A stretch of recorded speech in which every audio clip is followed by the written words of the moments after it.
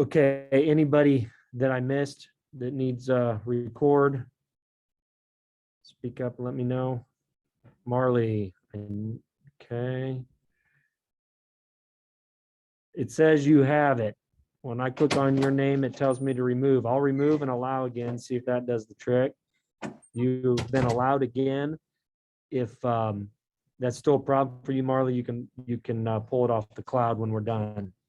On my end, it looks good. Yeah, it doesn't look like it's working for me. I'll just pull it off the box if it's Sorry. up there. That's all good. Everybody else all right? Okay, stand by here.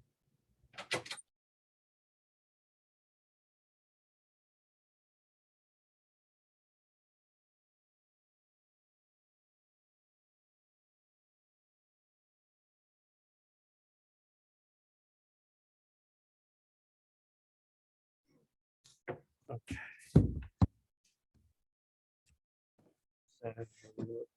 Good enough here. All right, take it away, Phil. Good to see everybody.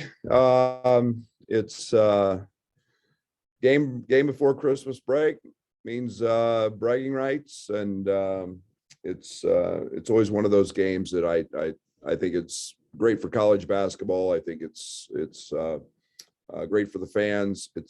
I've said it many times. I say it every year. It's unique, and then it's a terrific rivalry that's not in conference. And so often we walk into arenas and it's capacity is 100%, and it's for one team or the other, and it's very unique to walk in and see 50-50 on a neutral site, and great appreciation for the city of St. Louis, and they're a great host, and so we're excited. We're coming off a game that we obviously played well offensively.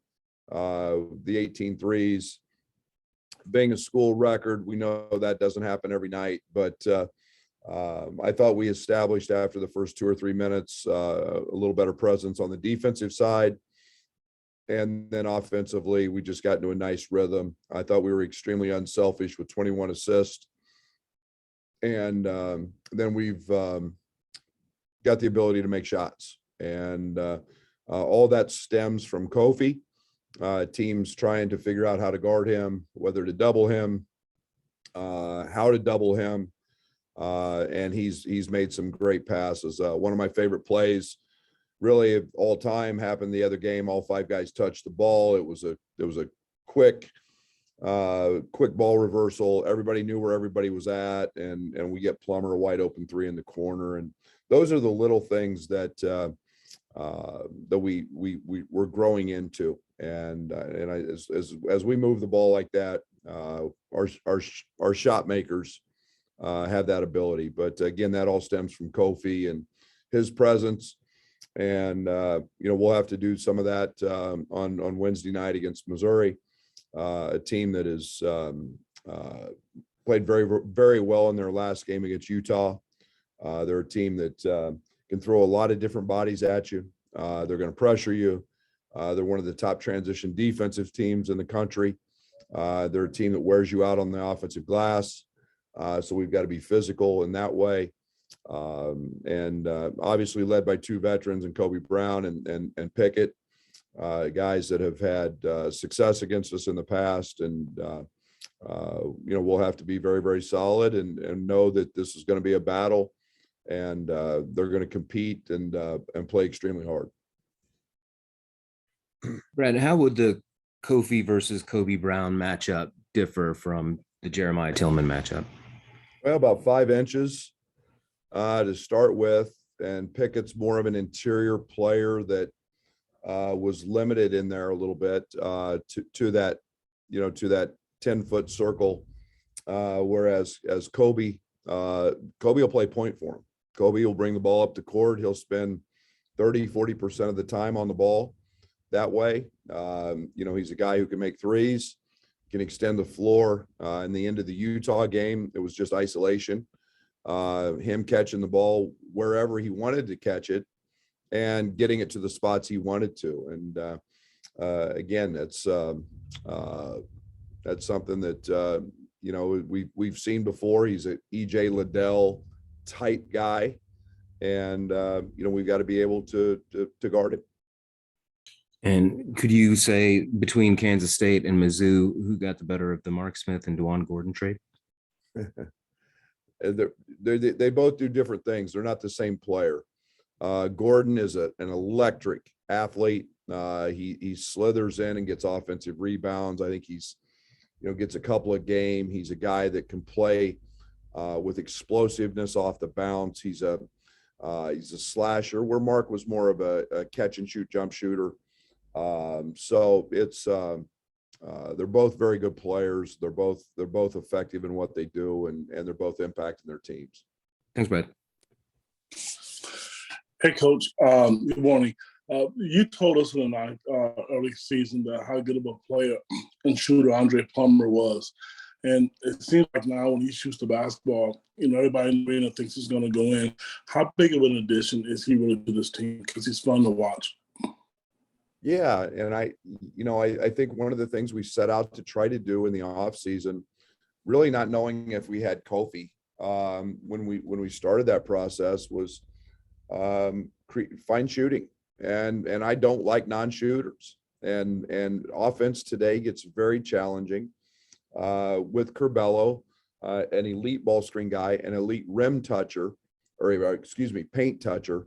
You know, I thought it was very important to try to create as much space as possible, and you do that by finding shooters. And we thought Plummer was the best shooter in the portal. We went after him hard, as did others, and you know, I was not afraid of his size. That doesn't bother me. He's a net stripper. He's a gravity guy. He's the guy that pulls the defense with him. And then when you find out how hard he works, he's a guy that shoots thousands of balls a week on his own.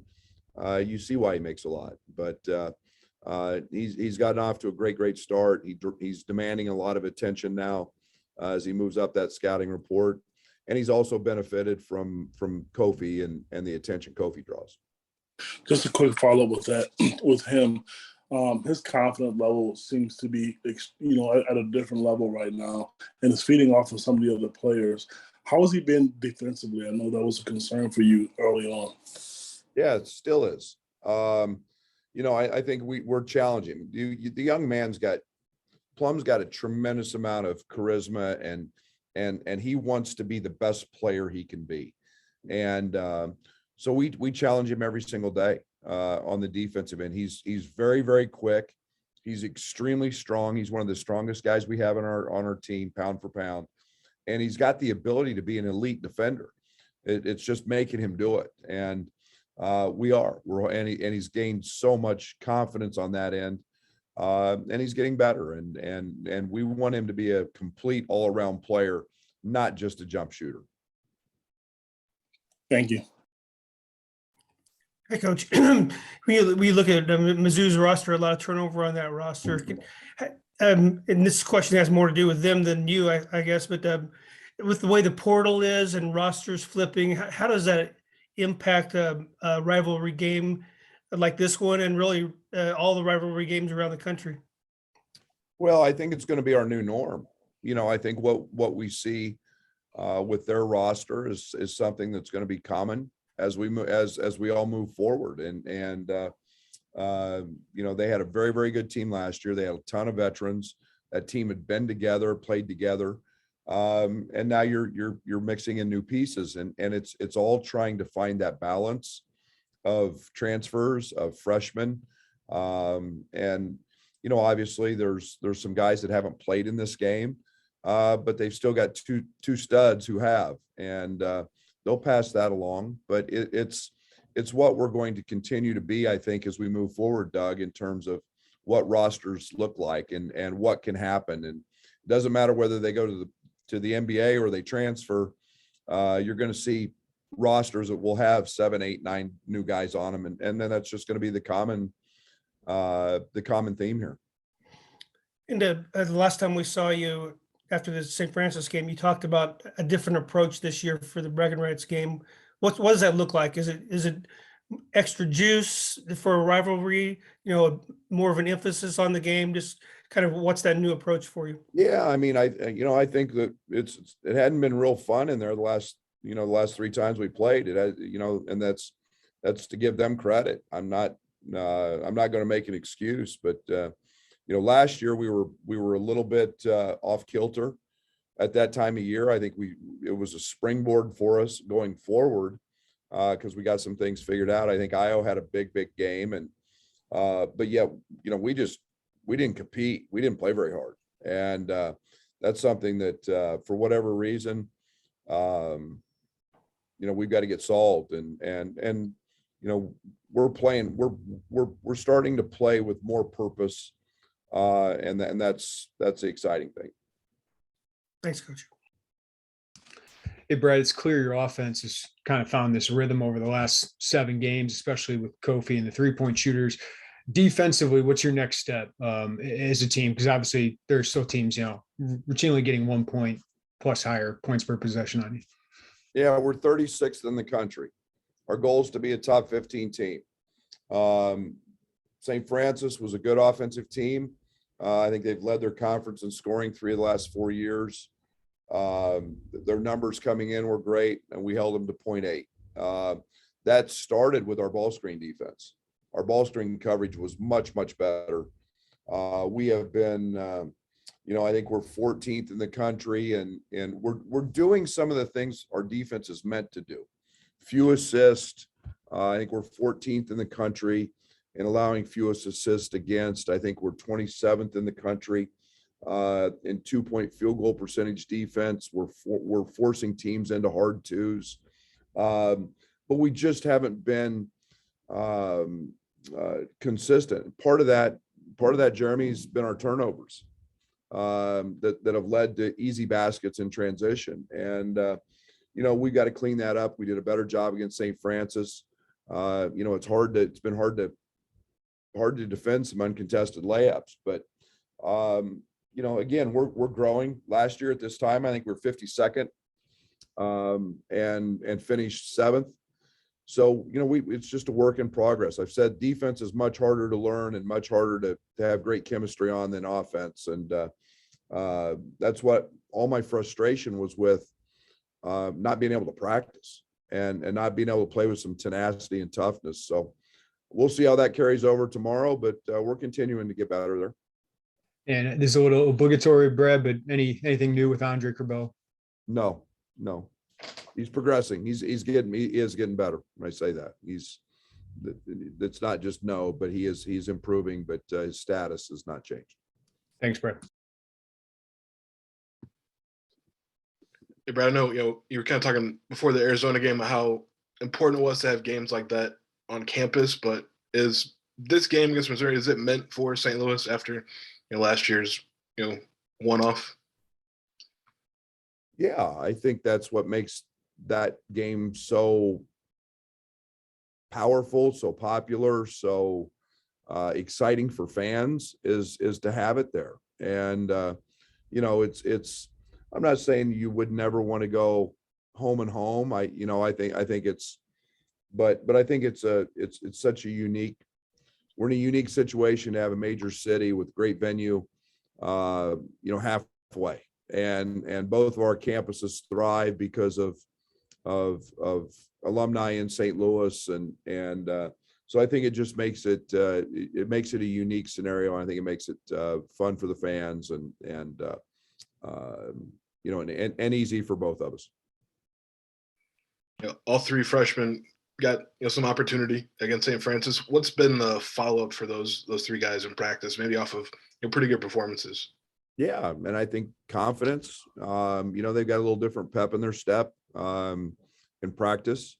That's good to see. I think sometimes they're trying to figure out their roles, and they're trying to figure out, hey, can I actually do this? And but I've been very, very pleased. And again, Pod's got some early run. He deserved that opportunity.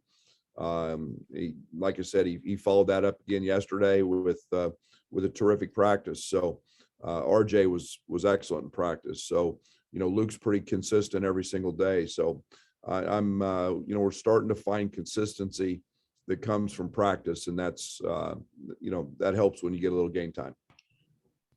Thanks, Brad. Morning, Brad. You've got a rivalry game here, conference season right in front of you, and of course March, in the distance.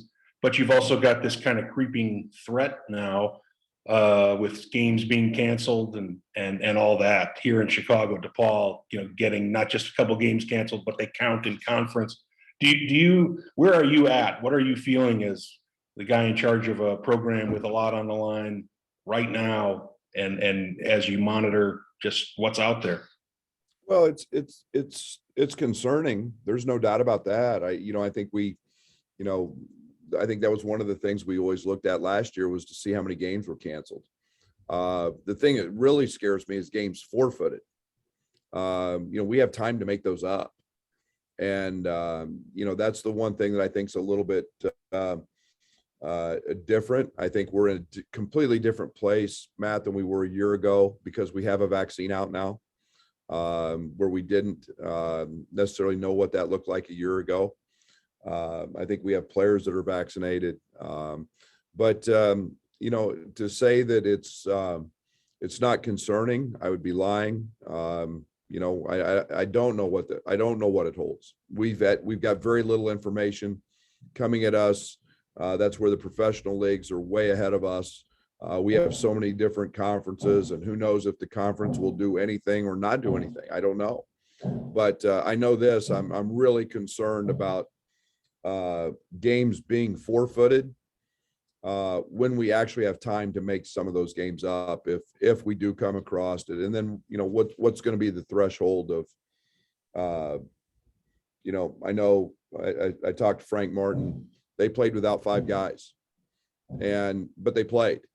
We played without, we haven't had our whole team all year because of the flu. And the flu spreads. So, it's what's going to be the difference, what's going to be the standard. I don't know. And that's a little bit indecisive. I do know this, we've got university and an athletic department who's we know at the forefront of being on it. And, we're taking the precautions we need with masks and vaccinations and doing all of that. So, we're going to do our part on that end. Quick follow. Have you just become better at winging it as a coach, as a person out of necessity, at rolling with things Yes.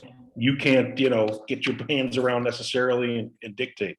Yes. The last 2 years have taught me that, with the NBA, draft deadlines, not knowing what my team looks like. I've never been that way. I've always been a guy that's been a planner, been a guy who wanted time to think things through. So I've become very, I'm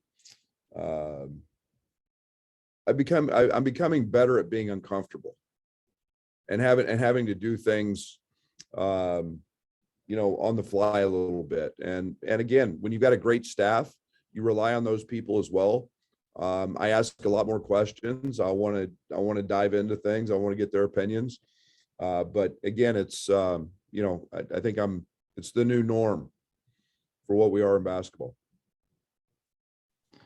Hey, Coach, Kofi's mentioned that this is a game that's you had to chew on over Christmas break, and it's left a sting. How have you experienced that, and can you use that as motivation going into this one to make sure it's not the same way this year? You should probably ask my wife what I've been like over Christmas the last few years. But no,